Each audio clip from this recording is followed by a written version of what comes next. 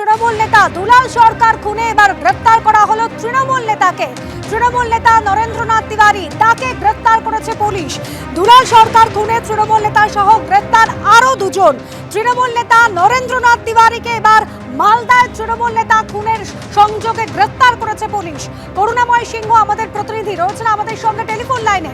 করুণাময়, এর আগে নরেন্দ্রনাথ তিওয়ারিকে ডেকে ম্যারাথন জিজ্ঞাসাবাদ করেছিল পুলিশ, এবার তাকে গ্রেফতার। একদমই, দেখো গতকাল দুপুরে 12টা নাগাদ নরেন্দ্রনাথ তিওয়ারি এবং তার দুই ভাইকে ডেকে পাঠায় ইংরেজবাজার থানার পুলিশ এবং সেখানে রাত থেকে কিন্তু ম্যারাথন জিজ্ঞাসাবাদ করা হয়। পুলিশের উচ্চপদস্থ আধিকারিক, এসপি, দুজন অ্যাডিশনাল এসপি, হেডকোয়ার্টার, তারা জিজ্ঞাসাবাদ করেন, দফায় দফায় জিজ্ঞাসাবাদ চলে। এমনকি যে 5 দুষ্কৃতী আগে গ্রেপ্তার হয়েছিল তাদেরকে সামনাসামনি বসিয়ে নরেন্দ্রনাথ তিওয়ারিকে জিজ্ঞাসাবাদ করা হয় এবং রাতভর জিজ্ঞাসাবাদ করার পর অবশেষে তাকে গ্রেপ্তার করা হলো। নরেন্দ্রনাথ তিওয়ারিকে ইতিমধ্যেই গ্রেপ্তার করেছে ইংরেজবাজার থানার পুলিশ। জেলা পুলিশ সুপার জানাচ্ছেন যে নরেন্দ্রনাথ তিওয়ারি সহ 2 জন গ্রেপ্তার হয়েছে। নরেন্দ্রনাথ তিওয়ারিকে যেমন গ্রেপ্তার করা হয়েছে টাউন তৃণমূল কংগ্রেসের সভাপতি নরেন্দ্রনাথ তিওয়ারি এবং এরই পাশাপাশি স্বপন শর্মা নামে এক ব্যক্তিকে গ্রেপ্তার করা হয়েছে। এই দুজনের এই হত্যাকাণ্ডে, দুলাল সরকার হত্যাকাণ্ডে যুক্ত থাকার অভিযোগ রয়েছে এবং সেই কারণেই তাদেরকে গ্রেপ্তার করা হয়েছে। তোমাকে বলে রাখি, 2 তারিখে নৃশংসভাবে দুলাল সরকারকে খুন করা হয়। তার পাইপ ফ্যাক্টরির কাছে রীতিমতো ধাওয়া করে তাকে শুট আউট করা হয়, গুলি করে পরপর গুলি করা হয়, মৃত্যু নিশ্চিত করতে মাথায় গুলি করা হয় এবং এই ঘটনায় তোমার 5 জনকে আগেই অ্যারেস্ট করেছিল ইংরেজবাজার থানার পুলিশ। 2 জন এখনো ফেরার রয়েছে এবং গতকাল নরেন্দ্রনাথ তিওয়ারি এবং তার 2 ভাইকে ডেকে পাঠানো হয় এবং তোমাকে বলে রাখি যে এরপর ম্যারাথন জিজ্ঞাসাবাদ চলে, রাতভর জিজ্ঞাসাবাদ করেন এবং রাতভর ইংরেজবাজার থানাতেই ছিলেন মালদা জেলা পুলিশ সুপার এবং 2 অ্যাডিশনাল এসপি, ডিএসপি হেডকোয়ার্টার। দফায় দফায় জিজ্ঞাসাবাদ করা হয় এবং মুখোমুখি বসিয়ে এই 5 দুষ্কৃতীকে মুখোমুখি বসিয়ে নরেন্দ্রনাথ তিওয়ারিকে জিজ্ঞাসাবাদ করা হয় এবং আজ সকালে নরেন্দ্রনাথ তিওয়ারিকে গ্রেপ্তার করা হলো এবং তার সাথে স্বপন শর্মা নামে আরেক ব্যক্তিকে গ্রেপ্তার করা হয়েছে।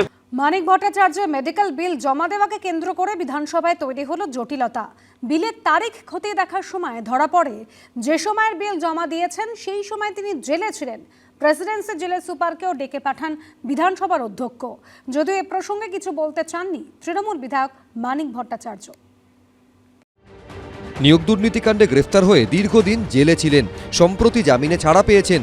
এবার তৃণমূল বিধায়ক ও প্রাথমিক শিক্ষা পর্ষদের প্রাক্তন সভাপতি সেই মানিক ভট্টাচার্যের একটি মেডিকেল বিল জমা দেওয়া নিয়ে জটিলতা তৈরি হয়েছে বিধানসভায়। নিয়ম অনুযায়ী রাজ্যের সমস্ত বিধায়কই বিধানসভা থেকে চিকিৎসার খরচ পান, তার জন্য তাকে প্রেসক্রিপশন এবং ওষুধের বিল জমা দিতে হয়। সেই বিল খতিয়ে দেখার পর বিধায়কের অ্যাকাউন্টে টাকা পাঠিয়ে দেওয়া হয়। সম্প্রতি তৃণমূল বিধায়ক মানিক ভট্টাচার্য চিকিৎসা সংক্রান্ত একটি বিল জমা দেন বিধানসভায়। বিলের তারিখ খতিয়ে দেখার সময় ধরা পড়ে বিলটি যে সময়ে তখন মানিক ভট্টাচার্য জেলে ছিলেন, জেলের সমস্ত বন্দির খরচ মেটায় জেল কর্তৃপক্ষ। তাহলে এই বিল কেন? বিধানসভা সূত্রে খবর, এই নিয়ে মানিক ভট্টাচার্যকে ডেকে পাঠানো হয়। তিনি নানা রকম আইনগত ব্যাখ্যা দেন, তা নিয়ে আবার আইনজ্ঞদের সঙ্গে কথা বলা হয়, কিন্তু তারাও জানিয়ে দেন জেলে থাকার সময় ওষুধ এবং চিকিৎসার সমস্ত খরচই জেল কর্তৃপক্ষ বহন করে, তাই আলাদা করে অর্থ বরাদ্দের কোনো প্রশ্নই ওঠে না। সূত্রের খবর, সোমবার প্রেসিডেন্সি জেলের সুপারকেও ডেকে পাঠান বিধানসভার অধ্যক্ষ।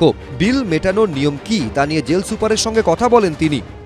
কেউ কিছু বিল জমা দিলে আমরা সেটা এক্সামিন করব, এটাই আমাদের নিয়ম। কে বিল জমা দিয়েছেন না দিয়েছেন সেটা আমি আপনাকে বলবো না। আপনি স্পিকারকে জিজ্ঞাসা করুন, বিধানসভা সংক্রান্ত বিষয় কিছু বলার থাকলে স্পিকার বলবেন। নিয়োগ দুর্নীতি মামলায় 2022 সালের 11ই অক্টোবর মানিক ভট্টাচার্যকে গ্রেফতার করে এনফোর্সমেন্ট ডিরেক্টরেট। প্রায় 23 মাস তিনি জেলে বন্দী ছিলেন।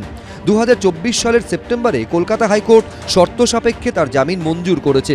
তারপর বিধানসভায় তার চিকিৎসার বিল জমা দেওয়া নিয়ে তৈরি হলো বিতর্ক। উজ্জ্বল মুখোপাধ্যায়, এবিপি আনন্দ।